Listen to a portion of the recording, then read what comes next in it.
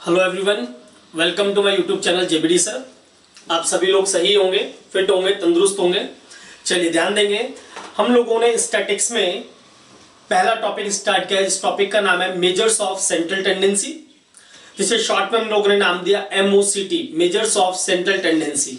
और एमओसीटी के अभी तक हम लोग दो लेक्चर रिकॉर्ड कर चुके हैं और वो अपलोड भी हो चुकी है। आई होप आप लोगों ने उन लेक्चर्स को देखा होगा। अभी तक जिन स्टूडेंट ने उन लेक्चर्स को नहीं देखा है उनसे रिक्वेस्ट है कि पहले वो उन लेक्चर्स को देखें। और एमओसीटी में पहला टॉपिक हम लोगों ने स्टार्ट किया मीन।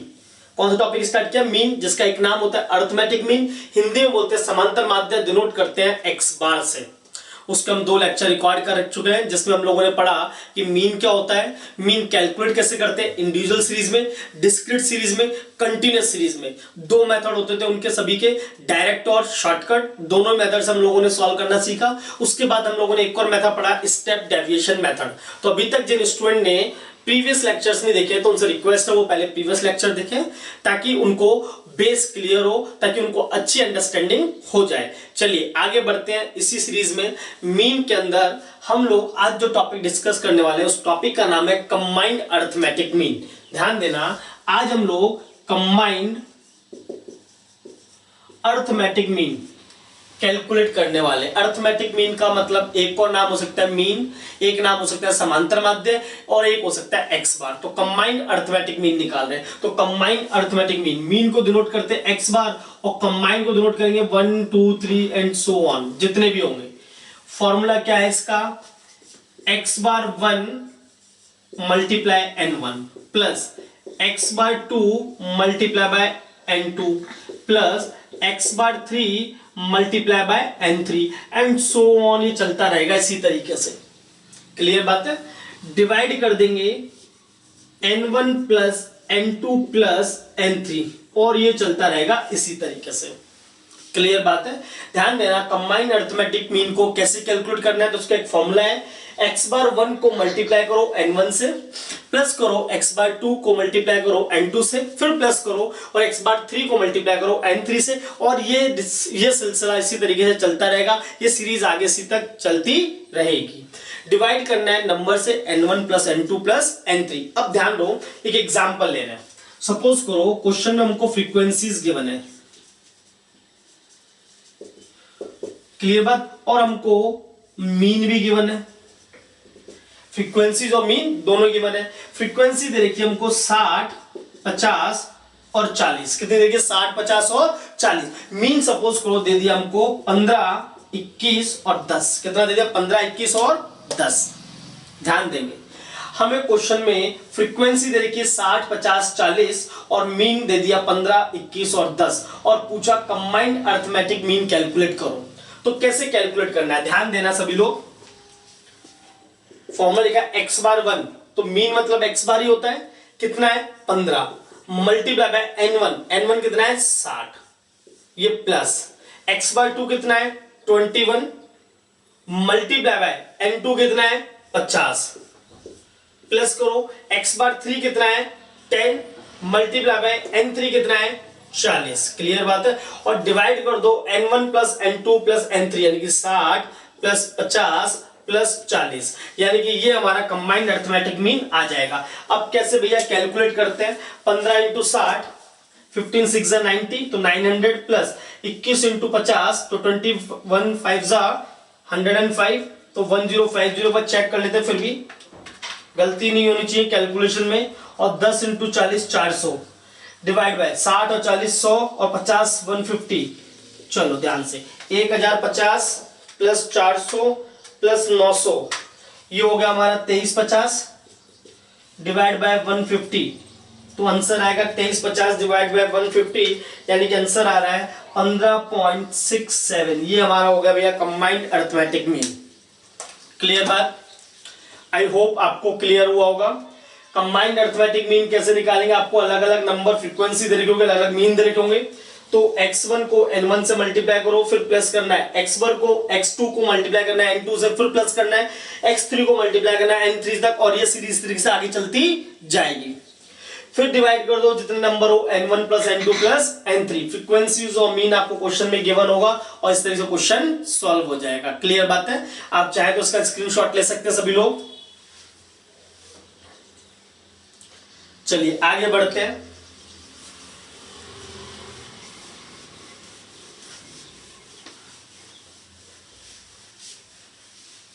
भाई एग्जाम में क्वेश्चन आ गया, एग्जाम में क्वेश्चन आ गया एक कि एवरेज वेजेस दे रखा है हमको। क्या दे रखा है? Average wages. क्लियर? एक एग्जांपल हम लोग यहाँ पे नोट करते हैं ताकि एग्जाम में और भी इस टाइप के क्वेश्चन आए तो हम लोग उसको सॉल्व कर सके। फॉर एग्जांपल एग्जाम में क्वेश्चन आया average wages of a group is 15 और नंबर दे रखे हमको 100। एवरेज वेजेस दे रखी है ग्रुप की 15 और नंबर दे रखे हमको 100। और फिर बोला गया है if average of all group, if average of all group is 15.6। Average जो है, एवरेज वेजेस जो है सभी ग्रुप की कितनी देखिए 15.6 और नंबर दे रखे हमको 250। नंबर कितना है? 250। ध्यान देना, एवरेज वेजेस दिया एक ग्रुप का 15, नंबर दिए हुए 100 उसी ग्रुप के। एवरेज वेजेस सभी ग्रुप का मिला के 15.6 और सभी ग्रुप के मिला के नंबर है 250। क्लियर बात है? हमको पूछा गया है find out the average wages of another group. Find out the average wages, find out average wages of another group. ये क्वेश्चन, पहले क्वेश्चन को समझते हैं। एग्जाम में कई बार इस टाइप के क्वेश्चन आ जाते हैं। क्लियर बात? 2 नंबर में, 4 नंबर में शॉर्ट क्वेश्चंस आ जाते हैं। क्लियर बात है? कई बार मल्टीपल चॉइस क्वेश्चन भी आ जाता है, तो उसको कैसे सॉल्व करना है वो इंपॉर्टेंट चीज है। ध्यान देना, एवरेज वेजेस दे रखा है एक ग्रुप का 15 और एवरेज नंबर दे रखा है उसी ग्रुप का 100।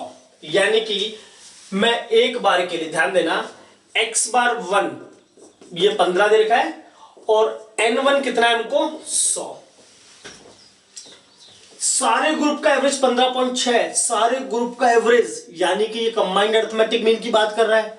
तो कंबाइंड अरिथमेटिक मीन को किससे नोट करते हैं? x बार 1 2 3, ये हमको कितना देगा 15.6 और सारे ग्रुप के नंबर मिला के यानी कि n1 plus n2 plus n3 सारे ग्रुप के नंबर मिला के कितना है 250। तो n1 2 3 कितना है भैया हमको 250। क्लियर बात है? ध्यान देना, ये पूछा दूसरे ग्रुप का एवरेज, दूसरे ग्रुप का क्या पूछ रहा है? एवरेज, यानी कि हमसे पूछ रहा है x बार 2 जो हमको गिवन नहीं है।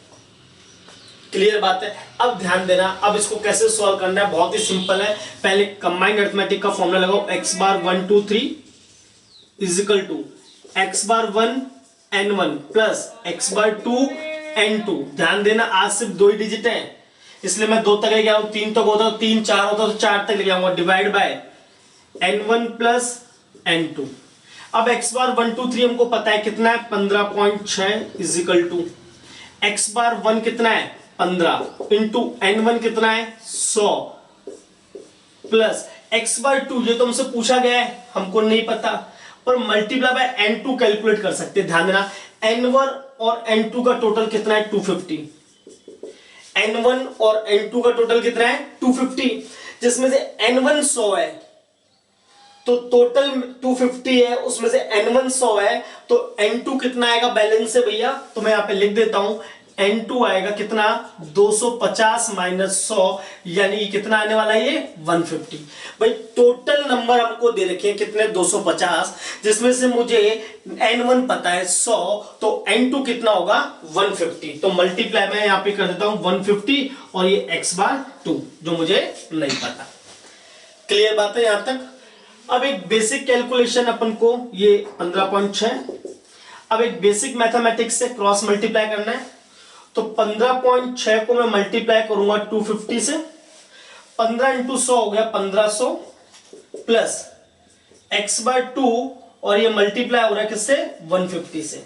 चलो इसको मल्टीप्लाई करते कितना आता है भाई 15.6 मल्टीप्लाई होगा 250 से, तो ये आंसर आएगा 3900। ये डिजिट वाला इधर ले आओ, प्लस का ये माइनस का हो जाएगा, is equal to x/2 multiply by 150।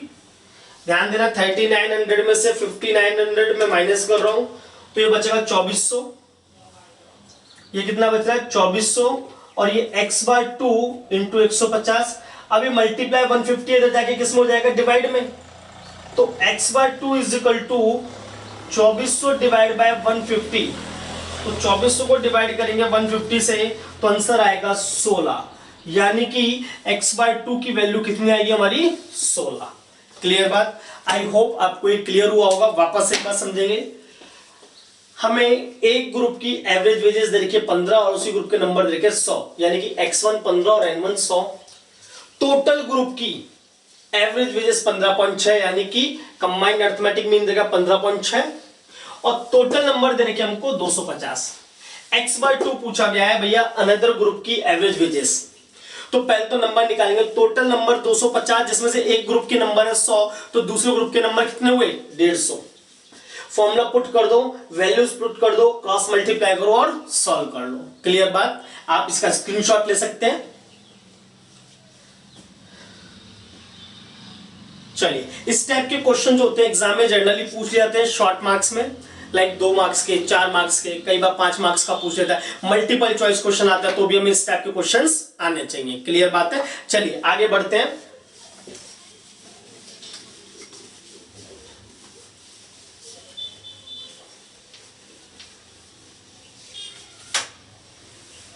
चलिए अब हम लोग अर्थमेटिक मीन की, समांतर माध्य की मीन की प्रॉपर्टीज पढ़ने वाले हैं। क्या पढ़ने वाले हैं? प्रॉपर्टीज। ध्यान देंगे सभी लोग।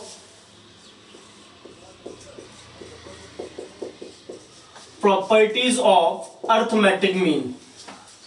हम लोग अर्थमेटिक मीन की प्रॉपर्टीज पढ़ने वाले हैं। क्लियर बात है? ध्यान देना। पहला पॉइंट, dx कैसे कैलकुलेट करते हैं? x माइनस ए, x माइनस ए। क्लियर बात है? x में से a को माइनस करें तो जो डिफरेंस आ रहा है उस डिफरेंस को स्टैटिक्स में बोला था डेविएशन। क्या बोलते हैं? डेविएशन। क्लियर बात है? तो ये d उसी का साइन है, मतलब d मतलब डेविएशन। डिफरेंस नहीं बोल रहे, एक बेटर वर्ड है डेविएशन। क्लियर बात है? तो इसका मतलब हो गया डेविएशन फ्रॉम, ये जो डिफरेंस निकाला है, डेविएशन निकाला है मैंने, किससे निकाला है? अज्यूम्ड मीन से। क्लियर बात है? ध्यान देना। कई बार एग्जाम में सिर्फ हिंदी में लिखा, इंग्लिश में लिखा जाता है, सिर्फ ये लाइन दे देते हैं कि हमने डेविएशन कैलकुलेट किया है अज्यूम्ड मीन से। किससे कैलकुलेट किया हमने? अज्यूम्ड मीन से। तो इसका मतलब हमें समझना होगा कि वो किसकी बात कर रहा है? dx की, और dx कैलकुलेट होता है x माइनस ए से।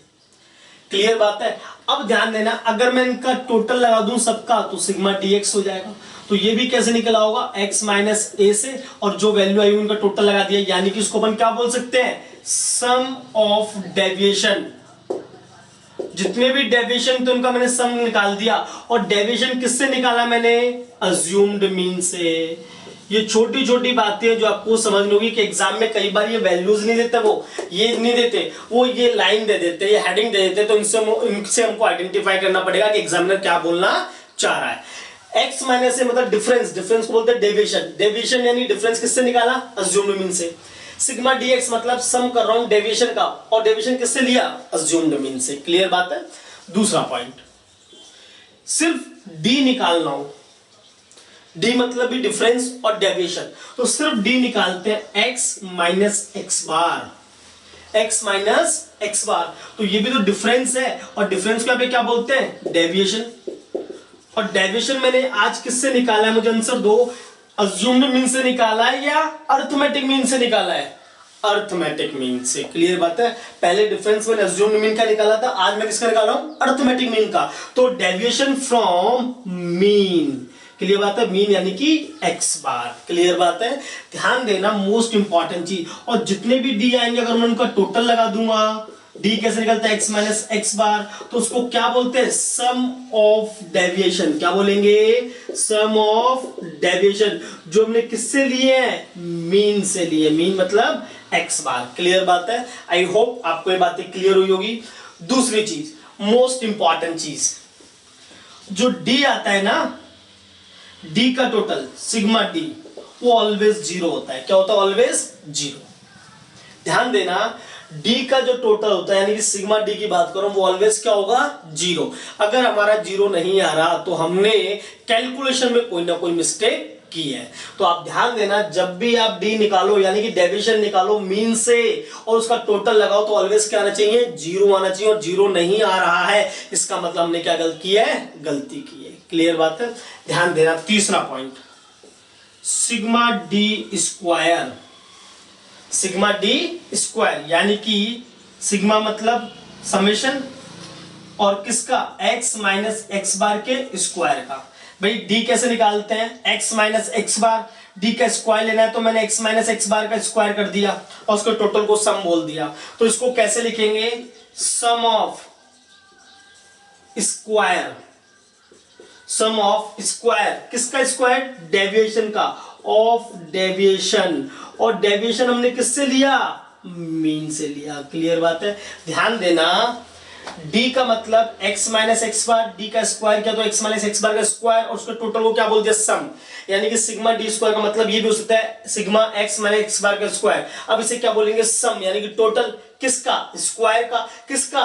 डेविएशन का। और डेविएशन किससे लिया? मीन से। तो sum of square of deviation from mean. ध्यान देना, sum of square of deviation from mean जो है ये सबसे कम आता है, इसे बोलते हैं लीस्ट। सबसे क्या आता है? कम आता है। जो डेविएशन ले रहे हैं हम मीन से, जब हम उसका स्क्वायर करेंगे, डेविएशन मतलब जो डिफरेंस लिया हमने मीन से यानी कि x माइनस एक्स बार किया और उसका स्क्वायर किया, तो स्क्वायर जो होता है डेविएशन का, और डेविएशन किससे लिया हो? मीन से, तो उसकी जो वैल्यू होती है वो सबसे कम आती है। सबसे कम आती है तो उसे बोलते हैं लीस्ट। और इस प्रॉपर्टी को बोलते हैं लीस्ट स्क्वायर प्रॉपर्टी। क्या बोलते हैं उसको? Least square property of mean. ध्यान देना सभी लोग, मोस्ट इंपॉर्टेंट चीज है। डी कैसे निकला? x माइनस एक्स बार, उसका स्क्वायर कर दिया तो क्या बोलते हैं? D square. और डी स्क्वायर के टोटल को ऐड किया तो क्या बोलेंगे? Sigma D square.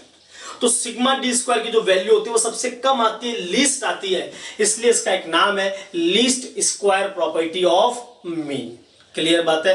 ध्यान देना, least square property of mean क्या होता है? डी कैसे निकालेंगे? x माइनस एक्स बार से, और x माइनस एक्स बार को बोलेंगे d, और जब d का स्क्वायर कर देंगे उसको टोटल लगाएंगे उसे बोलते हैं सिग्मा डी स्क्वायर, और इसकी वैल्यू लीस्ट आती है इसलिए इसका नाम पड़ा least square property of mean. Clear बात? आई होप आपको बेसिक चीजें क्लियर हुई होंगी। आप इसका स्क्रीनशॉट ले सकते हैं। चलिए आगे बढ़ते हैं। अब इसी सीरीज में अब मोस्ट इंपॉर्टेंट चीज, अब हमें टॉपिक पढ़ना है चेंज इन ओरिजिन और चेंज इन स्केल। ध्यान देना, तीन प्रॉपर्टी पढ़ चुके, अब हम चौथी प्रॉपर्टी पढ़ने वाले हैं।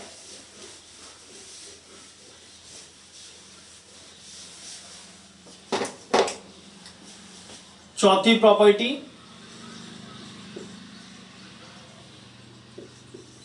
चेंज इन ओरिजिन, और पांचवी पढ़ेंगे change in scale, change in scale. Clear बात है? अब ओरिजिन और स्केल में क्या मतलब होता है, इसको मैं एक छोटे से एग्जांपल के लिए बात करूंगा। भाई हम लोग मीन निकाल रहे हैं। मीन कैसे निकालते हैं? जितने भी ऑब्जर्वेशन होते हैं हमारे पास, उन ऑब्जर्वेशन को प्लस करके नंबर ऑफ ऑब्जर्वेशन से डिवाइड कर देते हैं तो मीन आ जाता है। क्लियर बात है? अब ओरिजिन का मतलब है कि अगर प्लस और माइनस हो तो क्या इफेक्ट पड़ेगा, और स्केल का मतलब है मल्टीप्लाई और डिवाइड हो तो क्या इफेक्ट पड़ेगा। भाई सपोज करो मेरे पास x1 पड़ा है, x2 पड़ा है, x3 पड़ा है, xn पड़ा है, जैसे चलता रहेगा, तो मेरा x बार आ रहा है ये। सपोज करो एक एग्जांपल।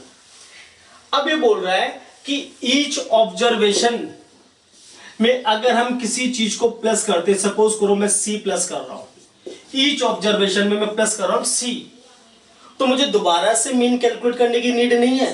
मेरा जो मीन आया ना x बार, उसमें डायरेक्ट c को प्लस कर दो।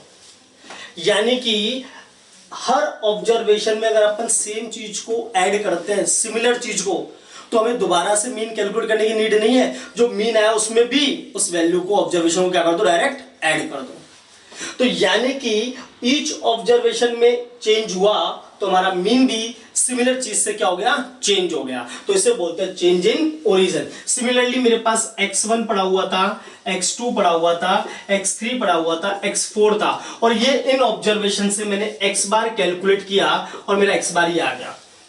अब सपोज करो मैं इनमें से कोई एक डिजिट c माइनस कर रहा हूं, कोई सी भी, c मतलब कांस्टेंट है वो, मतलब 2 है तो 2, 3 है तो 3, 4 है तो 4, 5 है तो 5, यहाँ पे 2 2 2 ऐड करूंगा तो यहाँ पे भी 2 ऐड होगा, यहाँ पे 5 5 5 लेस कर रहा हूं तो यहाँ पे भी कितने से लेस हो जाएगा, 5 से, यानी कि c। यानी कि ओरिजिन में चेंज हुआ, प्लस माइनस चेंज हुआ, तो उसका इफेक्ट x बार में भी आएगा, इसे बोलते हैं change in origin. Change in scale क्या, वही चीज, x1 x2 x3 xn दे रखा है, तो मेरा x बार आ रहा है ये। अब मैं से मल्टीप्लाई कर रहा हूं किसी कांस्टेंट डिजिट से, फॉर एग्जांपल c का मतलब 5 है, तो x बार दोबारा से कैलकुलेट करने की जरूरत नहीं है, उसे ही मल्टीप्लाई कर दो कांस्टेंट डिजिट 5 से। तो यानी कि ऑब्जर्वेशन यानी कि स्केल में चेंज हुआ, स्केल मतलब मल्टीप्लाई डिवाइड से, स्केल में चेंज हुआ तो हमारा मीन भी चेंज हो जाएगा। सिमिलरली x1 दिया हुआ है, x2 दिया हुआ है, x3 दिया हुआ है, xn दिया हुआ है, तो मेरा x बार निकल के आ रहा है ये।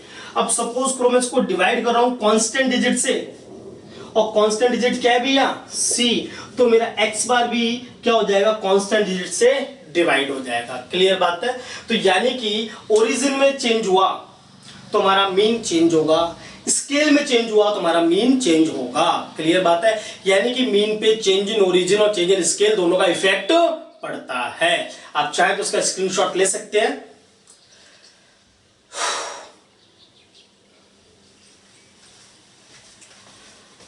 चलिए आगे बढ़ते हैं ध्यान से सभी लोग। अब एक एग्जांपल करते हैं ताकि और बेटर क्लियरिटी आएगी। क्लियर। 5 प्रॉपर्टीज पढ़ चुके हम लोग मीन की। देखो ध्यान देना, x बार 20 आया हमारा, क्या है x बार 20। अब बोला गया ईच डेटा, क्लियर बात है, multiply by 4 divide by 6, multiply by 4 divide by, plus कर देते प्लस बाय 6 माइनस और ये डिवाइड। क्लियर बात है। माइनस कर देते सपोज करो 2 और डिवाइड कर देते हैं 5 से। क्लियर बात है, कोई दिक्कत नहीं होगी। अब आ जाओ 20 को मल्टीप्लाई करो 4 से तो कितना आएगा, आंसर 80। ईच डेटा चेंज हो रहा है, मतलब हर डेटा को मल्टीप्लाई कर रहे हैं 4 से, तो सीधा मीन को भी किससे मल्टीप्लाई कर दो, 4 से 80। फिर 80 में प्लस क्या करना है 6, तो कितना 86। 86 में से क्या करना है 2 माइनस करना है तो कितना 84, और 84 को डिवाइड करना है 5 से तो कितना आएगा 84 डिवाइड बाय 84 डिवाइड x बार वो कितना आएगा 16.8। क्लियर बात है। आई होप आपको ये चीज क्लियर हुई होगी, इसमें कोई डाउट नहीं होगा। क्लियर बात है। चलिए ध्यान देना, अगर एग्जाम में सिर्फ इतना आ जाए, आप चाहे तो इसका स्क्रीनशॉट ले सकते हैं। न्यू मीन कितना आया था 16.8, आप इसका स्क्रीनशॉट ले सकते हैं। क्लियर। चलिए एग्जाम में क्वेश्चन आ गया भैया कि हमारा x बार 40 है और हर ऑब्जर्वेशन 2 से बढ़ रहा है। ईच ऑब्जर्वेशन कितने से बढ़ रहा है 2 से, तो नया मीन कितना हो जाएगा हमारा 42। खत्म बात, कोई डाउट थोड़ी ना है, बिल्कुल इजी चीज है।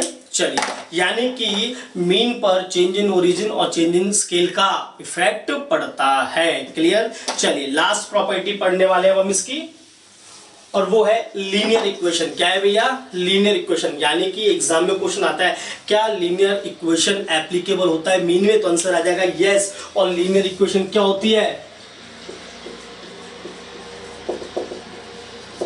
y is equal to a plus b x. क्या होता है y is equal to a plus b x. Clear बात है। लीनियर इक्वेशन की प्रॉपर्टी x पे भी मीन पे भी एप्लीकेबल होती है। तो y is equal to a plus b x. मैं इसका एक एग्जांपल दे रहा हूं आपको और क्लियरिटी आएगी। ध्यान देना, am दे रखा है हमको, am यानी कि अरिथमेटिक मीन कितना दे रखा है 20। कितना दे रखा है 20। और ये am किसका दे रखा है, तो am दे रखा है हमको x का 20, और हमको एक इक्वेशन दे दी, सपोज करो 2x plus 3y is equal to 30। बस 2x plus 3y is equal to 30। अब हमको क्वेश्चन सॉल्व करना है। ध्यान देना, पहली बात तो ये चीज कि मीन कैलकुलेट करते वक्त लीनियर इक्वेशन मीन पे एप्लीकेबल होती है, और लीनियर इक्वेशन क्या होती है, y is equal to a plus b x.